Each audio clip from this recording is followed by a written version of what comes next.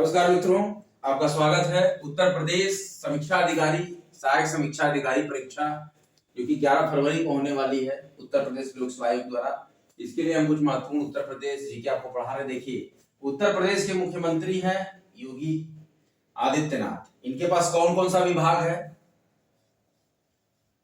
इनके पास कौन कौन सा मंत्रालय है? नियुक्ति है, कार्मिक है, गृह है, सतर्कता है, आवास और शहरी नियोजन है, राजस्व है, खाद्य और रसद है, नागरिक आपूर्ति है, खाद्य सुरक्षा औषधि प्रशासन है, भूतत्व है, खनिकर्म है, अर्थ संख्या है, राज्य कर निबंधन है, सामान्य प्रशासन है, सचिवालय प्रशासन है, गोपन है, सूचना है, निर्वाचन है, संस्थागत वित्त है, नियोजन है, राज्य संपत्ति है, उत्तर प्रदेश पुनर्गठन समन्वय है, प्रशासनिक सुधार है, कार्यक्रम कार्यान्वयन है, अवस्थापना है, भाषा है, अभाव सहायता एवं पुनर्वास मंत्रालय, लोक सेवा प्रबंधन, किराया नियंत्रण, प्रोटोकॉल, सैनिक कल्याण और प्रांतिक रक्षक दल और नागरिक उड्डयन, न्याय एवं विधायी के 34 विभाग है इनके पास। कितने हैं? 34 विभाग, 34 विभाग इनके पास है। इसके बाद उप मुख्यमंत्री, उत्तर प्रदेश उप मुख्यमंत्री केशव प्रसाद मौर्य। इनके पास क्या क्या है? ग्राम्य विकास, समग्र ग्राम विकास, ग्रामीण अभियंत्रण, खाद्य प्रसंस्करण, मनोरंजन कर, सार्वजनिक उद्यम, राष्ट्रीय एकीकरण। और इसके बाद हैं दूसरे उप मुख्यमंत्री ब्रजेश पाठक। ब्रजेश पाठक हैं, इनके पास है चिकित्सा शिक्षा, चिकित्सा एवं स्वास्थ्य, परिवार कल्याण, मातृ एवं शिशु कल्याण। इसके बाद कैबिनेट मंत्रियों की बात अगर हम करें,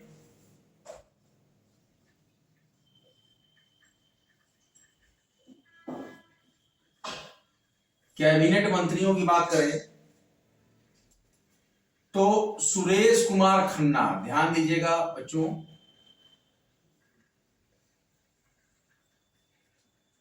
कैबिनेट मंत्री में सुरेश कुमार खन्ना, इनके पास है वित्त मंत्रालय और संसदीय कार्य।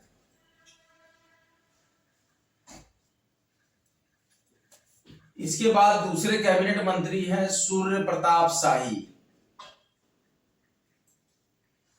सूर्य प्रताप शाही के पास है कृषि मंत्रालय, कृषि शिक्षा विभाग एवं कृषि अनुसंधान। ठीक है। इसके बाद जो अगले कैबिनेट मंत्री हैं स्वतंत्र देव सिंह, उत्तर प्रदेश के। स्वतंत्र देव सिंह के पास है जल शक्ति, नमामि गंगे, ग्रामीण जलापूर्ति, सिंचाई और जल संसाधन, सिंचाई यांत्रिक, लघु सिंचाई, प्रति भूमि विकास और बाढ़ नियंत्रण। इसके बाद अगले कैबिनेट मंत्री हैं बेबी रानी मौर्य। बेबी रानी मौर्य के पास है महिला कल्याण मंत्रालय, महिला कल्याण विभाग, बाल विकास एवं पुष्टाहार।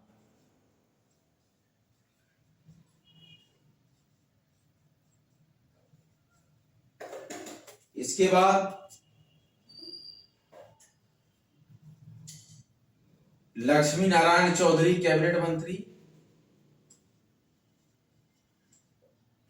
लक्ष्मी नारायण चौधरी के पास है गन्ना विकास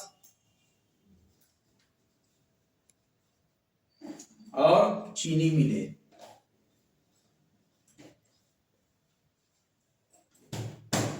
गन्ना विकास और चीनी मिलें। इसके बाद जयवीर सिंह जो कैबिनेट मंत्री हैं उत्तर प्रदेश के, जयवीर सिंह के पास है पर्यटन एवं संस्कृति।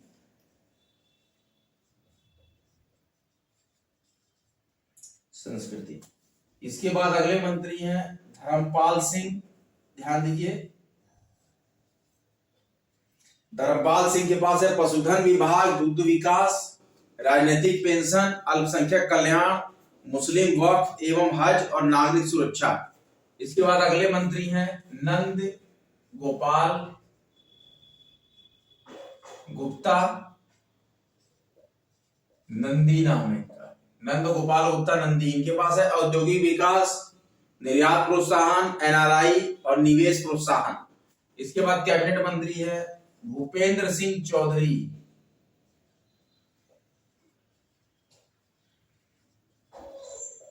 भूपेंद्र सिंह चौधरी के पास है पंचायती राज मंत्रालय, पंचायती राज। इसके बाद मंत्री है कैबिनेट के अनिल राजभर, ये वाराणसी से ही है, अनिल राजभर। इनके पास है श्रम एवं सेवायोजन और समन्वय, ये दो विभाग हैं इनके पास। इसके बाद है अगले मंत्री जितिन प्रसाद। जितिन प्रसाद जिनके पास है लोक निर्माण विभाग, लोक निर्माण विभाग है जितिन प्रसाद के पास। इसके बाद है राकेश सचान। कैबिनेट मंत्री कौन है? राकेश सचान। राकेश सचान के पास है सूक्ष्म लघु एवं मध्यम उद्यम, खादी एवं ग्रामोद्योग, रेशम उद्योग, हथकरघा एवं वस्त्र उद्योग। इसके बाद जो मंत्री है अरविंद कुमार शर्मा। तो अरविंद कुमार शर्मा के पास है नगर विकास, शहरी समग्र विकास, नगरीय रोजगार एवं गरीबी उन्मूलन, ऊर्जा एवं अतिरिक्त ऊर्जा स्रोत। इसके बाद है मंत्री योगेंद्र उपाध्याय।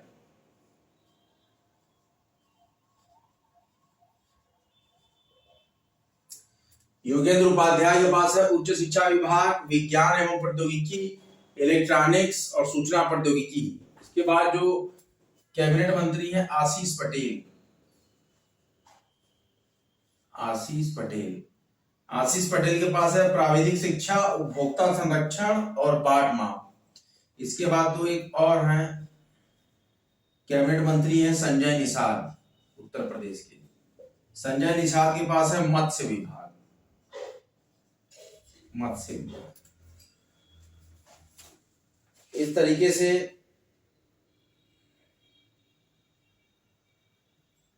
आप देखिए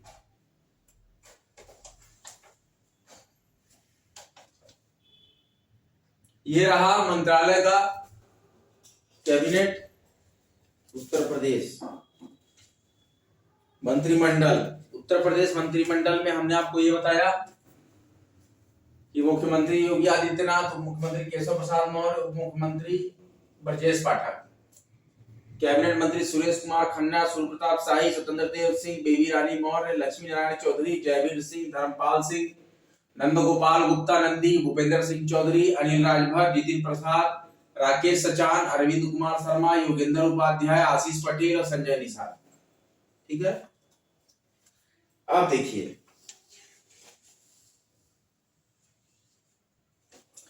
उत्तर प्रदेश को सर्वश्रेष्ठ झांकी अवार्ड मिला था, कौन सा?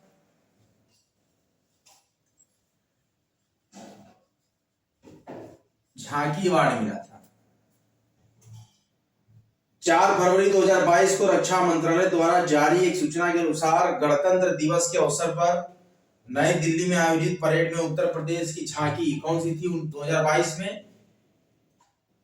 जो झांकी थी एक जिला एक उत्पाद,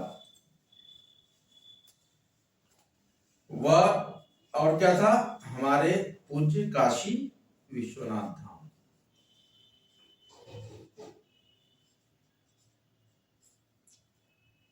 एक जिला एक उत्पाद को और काशी विश्वनाथ धाम को देश की सभी झांकियों में सर्वश्रेष्ठ अवार्ड के लिए चुना गया है।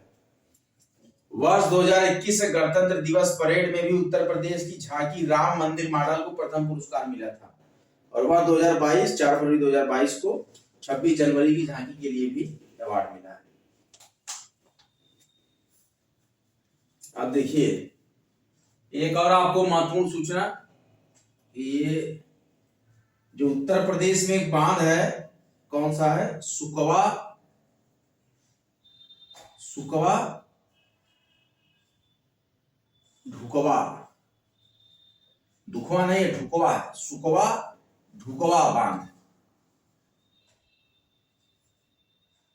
सुखवा डुकवा बांध 12 जनवरी 2022 को जारी सूचना के अनुसार 116 साल पहले निर्मित और अभी भी पूर्ण क्षमता से कार्यशील झांसी जिले के कहां का है सुखवा ढुकवा बांध कहां है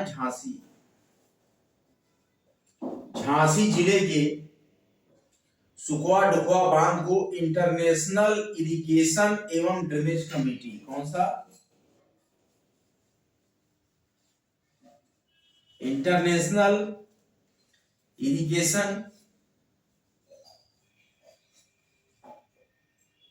एंड ड्रेनेज कमेटी द्वारा विश्व धरोहर सिंचाई संरचना घोषित किया गया। इसके बाद एक और महत्वपूर्ण है करंट अफेयर श्री राम गमन मार्ग किस मार्ग से राजा राम गए थे तो श्री राम गमन मार्ग 5 जनवरी 2022 को प्रयागराज जिले के श्रृंगवेरपुर में केंद्रीय मंत्री नितिन गडकरी ने अयोध्या से चित्रकूट तक 4550 करोड़ रुपए की लागत से बनने वाले 210 किलोमीटर के श्री राम वन गमन मार्ग का शिलान्यास किया है। यह मार्ग बन जाने पर अयोध्या से चित्रकूट मात्र 3 घंटे में पहुंचा जा सकेगा।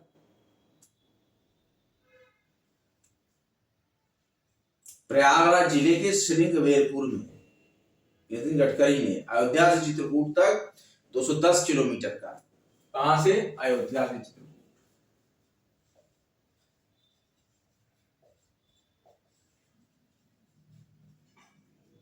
210 किलोमीटर का श्री राम वन गमन मार्ग।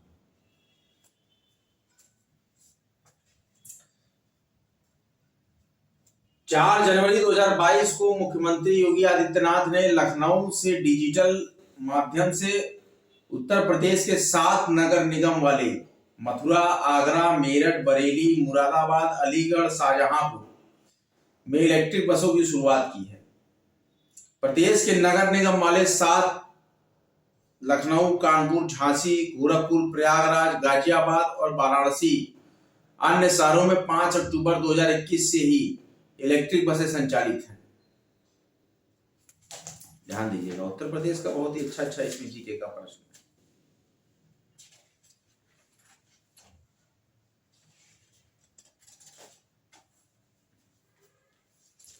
विश्वनाथ धाम का नव्य स्वरूप 13 दिसंबर 2021 को काशी स्थित बाबा विश्वनाथ के पूजन के बाद प्रधानमंत्री नरेंद्र मोदी ने धाम के नव्य, दिव्य और भव्य स्वरूप का लोकार्पण किया। लोकार्पण के बाद प्रधानमंत्री ने देश भर से आए संतों का आशीर्वाद लिया और धाम निर्माण में लगे श्रमिकों के ऊपर फूल वर्षा की। धाम के इस भव्य स्वरूप को प्राप्त करने में लगभग 3 वर्ष के समय और 850 करोड़ रुपए लगे हैं।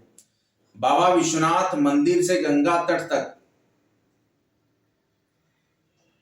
के दायरे में श्रद्धालु सुविधाएं विकसित की गई हैं और मंदिर के मुख्य परिसर को 10,417 वर्ग फीट तक विस्तारित करके चुनार के गुलाबी नकाशीदार पत्थरों से गलियारे का आकार दिया गया है। कॉरिडोर का वर्तमान विश्वनाथ मंदिर का जीर्णोद्धार 1777 में इंदौर की महारानी अहिल्याबाई होलकर ने कराया था और कालांतर में इसके शिखर पर सोना मढ़वाने के लिए पंजाब के महाराजा रणजीत सिंह ने 23 मन सोना दिया था। ये कहानी थी विश्वनाथ धाम।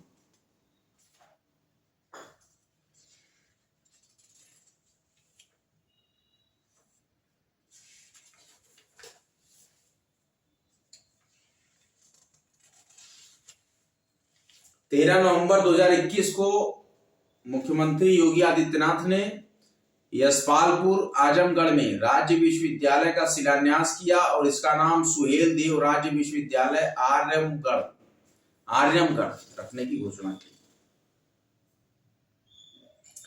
11 सितंबर 2021 को मुख्यमंत्री और राज्यपाल की उपस्थिति में राष्ट्रपति रामनाथ कोविंद ने झलवा प्रयागराज में 10 हेक्टेयर क्षेत्र में 291 करोड़ रुपए की लागत से बनने वाले देश के 24वें और प्रदेश के दूसरे राष्ट्रीय विधि विश्वविद्यालय का शिलान्यास किया। इस विश्वविद्यालय का नाम देश के प्रथम राष्ट्रपति के नाम पर रखा जाएगा। 10 सितंबर 2021 को प्रदेश सरकार ने मथुरा स्थित श्री कृष्ण जन्म स्थान के चारों ओर पूर्व घोषित तीर्थ स्थल क्षेत्र परिधि को बढ़ाकर 10 वर्ग किलोमीटर कर दिया है। अब जन्मभूमि से 10 वर्ग किमी क्षेत्र में मांस मदिरा की बिक्री प्रतिबंधित रहेगी। प्रदेश सरकार द्वारा 2018 में गोवर्धन, गोकुल, नंदगांव, राधाकुंड और बलदेव को तथा 2017 में वृंदावन और बरसाना को तीर्थ स्थल क्षेत्र घोषित किया गया था। विंध्य कॉरिडोर और रोपवे 1 अगस्त 2021 को केंद्रीय मंत्री अमित शाह ने विंध्याचल धाम में विंध्य कॉरिडोर परियोजना का शिलान्यास किया और विंध्य पहाड़ पर स्थित काली और अष्टभुजी देवी के मंदिरों तक पहुंचने हेतु पीपीपी मोड पर बने 2 रोपवे का लोकार्पण भी किया।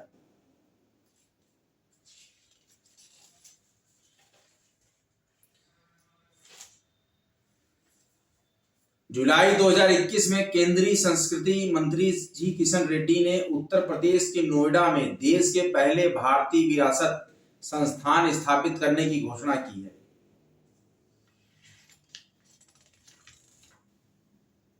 नई जनसंख्या नीति की बात करें तो विश्व जनसंख्या दिवस के अवसर पर 11 जुलाई 2021 को विश्व जनसंख्या दिवस के अवसर पर 11 जुलाई 2021 को प्रदेश सरकार द्वारा नई जनसंख्या नीति उत्तर प्रदेश द्वारा 2021-2030 कौन सी नीति 2021-2030 नई जनसंख्या नीति 2021-2030 घोषित की गई, जिसके प्रमुख बिंदु हैं कि इस जनसंख्या नीति में प्रस्तावित उद्देश्यों से संबंधित संकेतकों के लिए मध्यावधि लक्ष्य कब तक, देखिए क्वेश्चन यही से आएगा कि मध्यावधि लक्ष्य कब तक रखा गया है। नई जनसंख्या नीति की मध्यावधि लक्ष्य 2026, मध्यावधि लक्ष्य 2026 और दीर्घकालिक लक्ष्य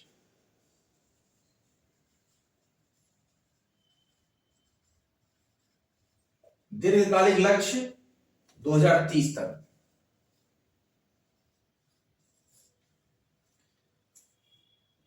प्राप्त किए जाने इस नई जनसंख्या नीति की समय सीमा प्रदेश सरकार के सतत विकास लक्ष्य दृष्टिकोण 2030 यानी एसडीजी विजन 2030, केंद्र की एसडीजी विजन 2030 की समयावधि के अनुसंगत है। देखिए कौन है एसडीजी विजन, ध्यान दीजिएगा विद्यार्थियों, एसडीजी विजन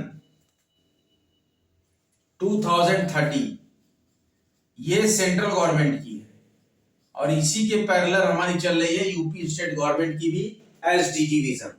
बहुत अच्छी बात है कि 2030 तक।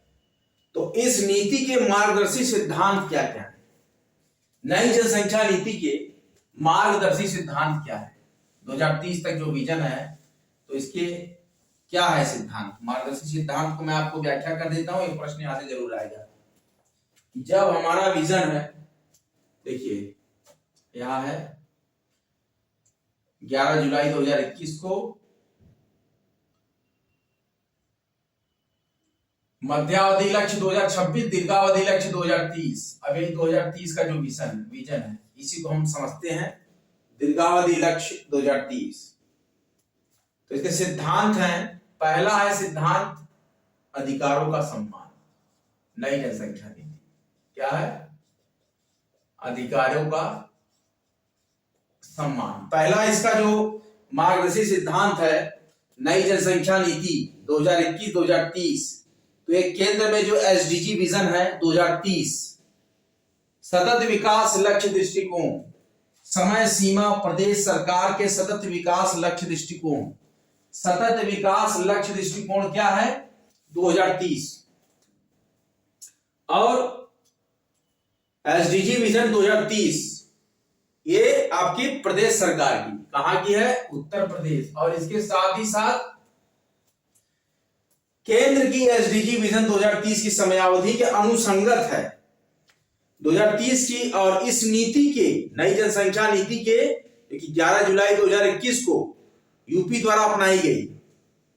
तो अधोलिखित सिद्धांत में पहला सिद्धांत है अधिकारों का सम्मान। अधिकारों का सम्मान क्या कहता है? गैर अनिवार्य अधिकार आधारित दृष्टिकोण को प्रोत्साहित करना, जिसमें हर व्यक्ति के सम्मान और पसंद को प्राथमिकता दी जाती है। और जो दूसरा है वर्सेटैलिटी, सर्वव्यापकता। सर्वव्यापकता दूसरा है। इसमें जो मार्गदर्शी सिद्धांत है विजन एसडीजी 2030 में यूपी के, पहला है अधिकारों का सम्मान, दूसरा है सर्वव्यापकता। विभिन्न जनसंख्या समूहों, बच्चों, महिलाओं, पुरुषों, बुजुर्ग और विकलांग व्यक्तियों की विशेष आवश्यकताओं की पहचान करना और सहयोग करना।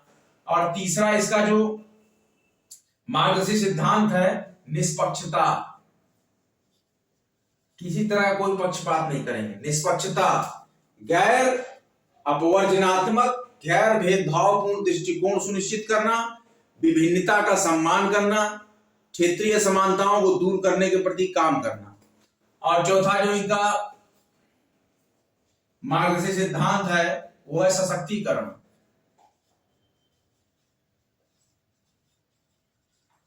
सशक्तिकरण महिलाओं और अन्य सुरक्षा वंचित समूहों के लिए स्थायी स्थिति उत्पन्न करके सशक्त बनाना।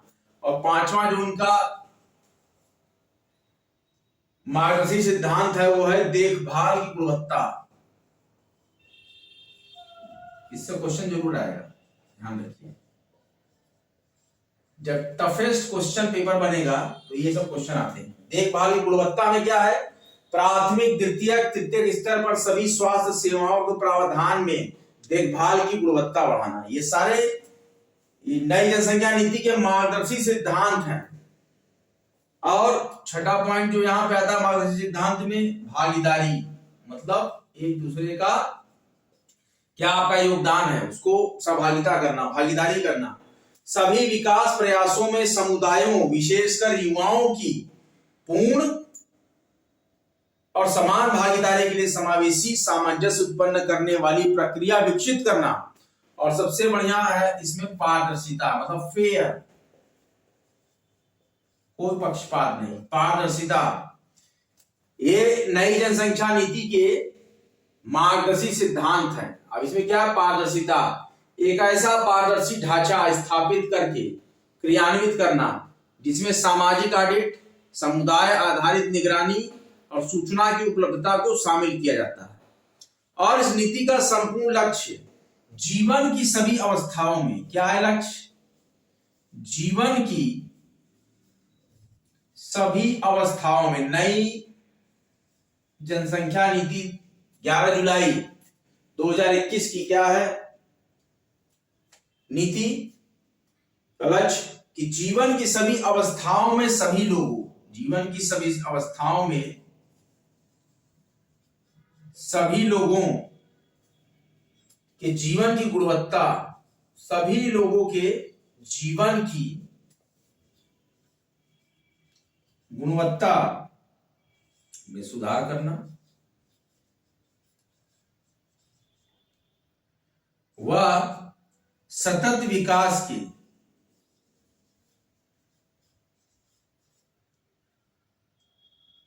प्रति व्यापक व समावेशी दृष्टिकोण, व्यापक व समावेशी दृष्टिकोण को सक्षम बनाना।